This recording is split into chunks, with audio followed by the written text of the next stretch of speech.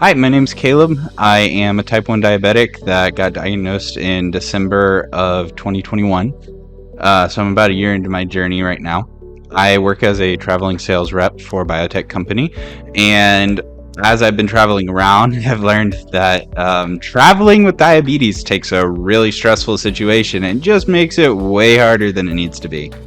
And as a cherry on top of that whole situation, there's not a lot of good resources talking about all the nuances of managing your diabetes in a lot of these circumstances that I'm running into. So I wanted to make a channel just kind of talking about all of those different experiences that I've had and how I've handled them and what my advice is. I do have a bachelor's in biochemistry, and my wife is an ER nurse going into NP school. And so we have a little bit of medical background. Well, I wouldn't say we're doctors by any means, but we're not ignorant of a lot of the anatomical and physiological things going on in our bodies.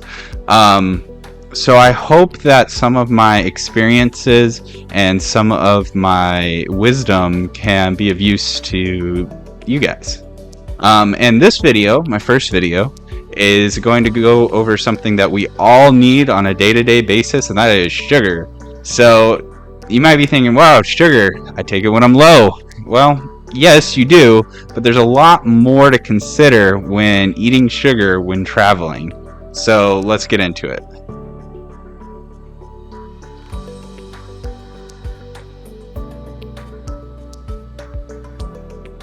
So the first type of sugar I want to talk about is going to be the glucose tablets. Now, unfortunately, I don't have any here to show the camera because I'm actually out and they're coming on Amazon, but I'm sure we all are familiar with the glucose tablets. If you're not, they're these little sugar tabs that are about the size of a quarter and about 3 times as thick. They come in every flavor except for grape is the best flavor. You should always order in grape. Grape is superior. If you have a different flavor preference, you could fight me. Anyway, so I want to do a little bit of a pros and cons, and before you kind of skip over this sections thinking you already know all about glucose tablets, I want to caution you and say there's a few things to think about here. So first of all, I want to go over the pros of these. They are definitely the gold standard for traveling, and that's because they don't melt. They come in these great little travel containers, and they get your blood sugar up really quickly. So you don't have to worry about them, and if you need them, they're there for you. So the cons of these are actually going to be mainly the availability. If you run out of these, you're not going to probably be in a situation where you can easily get more. I mean, there might be a CVS or a Walgreens around, but especially if you're on a vacation, you need to get used to dealing without them, unless you just want to pack tons and tons of these things, which if you do, more power to you. Another downside is going to be the price. They are a little bit more expensive than like candy or other forms of sugar. And in a bit of a mixed review, the quick acting nature of them can be a downside because they act so quickly that it can make controlling your blood sugar after you take them a bit difficult. And when you're traveling and you don't have time to watch your blood sugar, you might want to instead go for something that acts a little bit slower. Additionally, in my personal experience, I have started to move away from using these when traveling. I always take them with me, but instead of when I'm a little low or I need a little pick-me-up to make sure that I don't get low, instead of going to the glucose tab, I go to some sort of candy I buy at a store instead, or hopefully eat a meal, but it's not always realistic. And I do that because I want to get in the habit of always buying that candy just to make sure that I'm properly stocked up. And also, if I do run out of the glucose tabs, sometimes what is available is not always going to be as good as the glucose tabs. So I want to make sure that I'm saving at least a few of them for when I really need them. So that basically is my thoughts on the glucose tabs while traveling. I want to go over a little bit of candy next. So, candy. We all like it. It's almost Halloween when I'm recording this, so everybody's going crazy about their candy. As a diabetic, we have a very much love-hate relationship with candy. You gotta love it, but it is rough on the blood sugar if you don't use it correctly.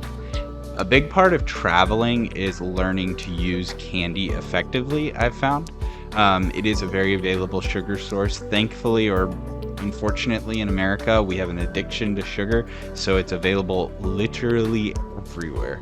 If you are in a national park miles away from the nearest Walmart, there'll be a camp store with some Skittles in it. So, first of all, I want you guys to know that there's nothing holding you back as a diabetic from doing the things that you want to do.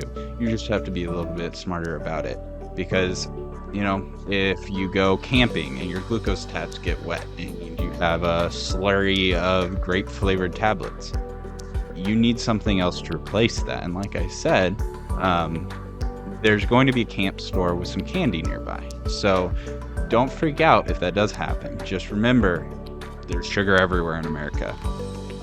That said, I want to do a little bit of a pros and cons on candy now. So obviously, the best part about candy is it's going to be available and it's going to be cheap. If you're ever, for any reason, needing a glucose substitute for the tablets, you can find candy at, like I said, any gas station, convenience store, whatever. The other thing about candy is there's lots of options. There's a lot of options of how concentrated it is, what it tastes like, if it has any other nutritional values. There's a lot of additional benefits and various different ways that you can get the candy. That said, there are some downsides to candy. Specifically, if you have something like this, these gummy bears, these things are delicious, by the way. I highly don't recommend them because they're way too easy to eat. But things like those gummy bears are just as good as glucose tablets. Actually, I think those things are even more effective than glucose tablets, to be honest. They're pretty good. But that's not always true with all candy. There's like dark chocolate candies that actually have relatively lower sugar content, and you need to make sure that when you're buying candy, you know what the sugar content is in it, and this is important, you know what the candy is made out of. Because sometimes something can have a low sugar content, but have all the sugar in a readily available form, like in a liquid gel. Yeah, if you guys remember Gushers, right? Gushers were like this gummy capsule with a liquid sugar inside, and the liquid sugar inside is going to make your blood sugar skyrocket. But if you have something like, let's say, a Hershey's Kiss, it is going to raise your blood sugar, but it's going to take a few more minutes to start going into effect, giving you a slightly more gradual curve up. So, that's big to consider. I usually like to stock something like Skittles, is what I personally will go to, or like those gummy bears that I showed to the camera. But there's another big downside to candy is the fact that it melts. If you leave those gummy bears in a car and you come back 2 hours later, it's going to be a block of gelatin. You're going to be eating it like an apple. You'll look like a feral animal in your car. It's going to be weird. That's a big downside, so if you do buy them while traveling, I very much recommend keep the portions small. And additionally, you should keep the portions small that you buy because it's good. Candy's good. And if you buy a big bag of it, you're going to eat more of it than you need, and it defeats the purpose of buying something that's not glucose tabs. Like I said, I usually will have like something like a Skittles or something like that in my car when I'm traveling.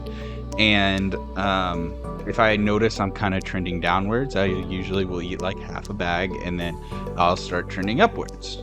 And it won't be too fast because I haven't eaten that many because I kept my portion size small. But it will start raising my blood sugar. Usually when I'm traveling, I'll work that off so it'll stabilize out around 150 where I like to keep it. But in the case that it doesn't, I can always take a little bit of insulin because my blood sugar is not going to skyrocket like it would if I was taking some liquid sugar. So yeah, basically just to recap, candy, cheap, available, tasty, it works.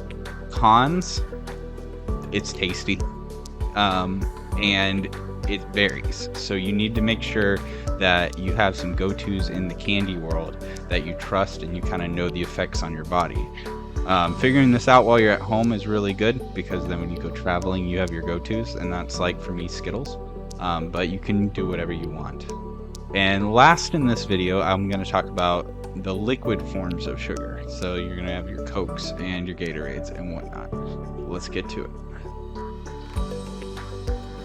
So the last thing that I'm going to talk about is going to be the liquid forms of sugar. So obviously we've all had good experience with these. They are your go-to when you're hypo. They get your blood sugar up the fastest that they can. And they are kind of medically necessary now. So one thing I will say is when traveling, you got to be really careful with liquid forms of sugar, like sodas, juices, that kind of thing. You have to be really careful with that. If you're not, then you're going to end up in this horrible rubber band effect where you took too much sugar, you compensate with insulin, you don't pay attention, then you get low, and the cycle repeats. Traveling takes a lot of attention, and it's easy to accidentally take too much insulin. It's easy to accidentally drink too much of a soda. You have to be really careful with these. Now, once again, I'm going to do pros and cons. Pros, they're very available. Soda, Gatorade, very available. They work very fast as well, so you can always have something nearby that can bring up your blood sugar. But the cons of these are probably going to outweigh the pros a little bit, especially for traveling. That speed at bringing your blood sugar up makes it very easy to OD. And because of that, they're very hard to control. Having something that's hard to control while traveling is just asking for problems. Sometimes they are necessary though. So my advice when talking about liquid sugar and traveling would be just to only use it when absolutely necessary. And when I say absolutely necessary, I mean absolutely necessary. If you're above 70 or 65 maybe, just don't do it. It's not worth it. If you're trending down from 65, obviously do it. Stay safe. Don't die.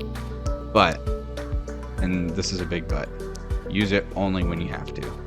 A lot of times when I'm traveling, I don't keep liquid sugar with me. That's a little bit more of a personal call, I think. But I also make sure that I stay a little bit higher when traveling to avoid those situations. I've had so many different situations with drinking a Gatorade or a Coke or something like that, and then leading to that rubber band situation where I'm just constantly up and down for the rest of the day, that it has a little bit traumatized me. Having to work while going from 60 to 200 to 60 to 200 to 60 to 200 all day is miserable. And if you haven't experienced it, you're lucky. If you have, you know my pain, and you can understand why I don't take this liquid sugar with me all the time. That said, if you're going away from the city, definitely take something with you. Play it safe. It's better to have too much sugar with you than to have not enough. Now, as a final note in the liquid sugar section, I do want to talk about what I personally recommend here. And for traveling, I'm going to recommend Gatorade, not Powerade. Powerade has way less sugar in it, so if you're not diabetic listening to this, drink Powerade, not Gatorade. But if you are diabetic, go for Gatorade, because Gatorade is like 1,000% sugar, and it doesn't go flat, and it tastes as good warm as it does cold. So if it sits in your car, it's still pretty drinkable. If you've ever had a Coke that's sat in your car for 3 days and is completely flat and hot, it's not good. It's not good. Really bad. But Gatorade isn't. Gatorade is palpable. So I always will recommend going with Gatorade. So I know a lot of type 1 diabetics like to be healthy, and good for you guys. Keep it up. I do want to say here, though, that from personal experience, I can say don't use fruit. Just don't. It's not worth it. I know it's healthier. I know it's better for you. Trust me, I've gone through all of that and I've tried. Trying to keep fruit good is very difficult. It's not worth the stuff that you're going to take with you. And once again, it has some varying sugar content and is less regulated because it's a natural substance. So it's just better to stick with sugars that you can trust, like a candy. You can eat all the apples you want at home. I recommend it. Use fruits instead of candy at home. But when traveling, just play it safe and go with candy. Additionally, especially if you're using your own car, if you drop some candy on the floor and you forget about it, you're not going to wake up to a moldy mess in 3 days. I've had that happen. I don't wish that on anybody. And the car will never be the same. Just use candy. At least you can clean it up. Finally, I just want to do a few closing remarks on this video. First of all, thank you for watching.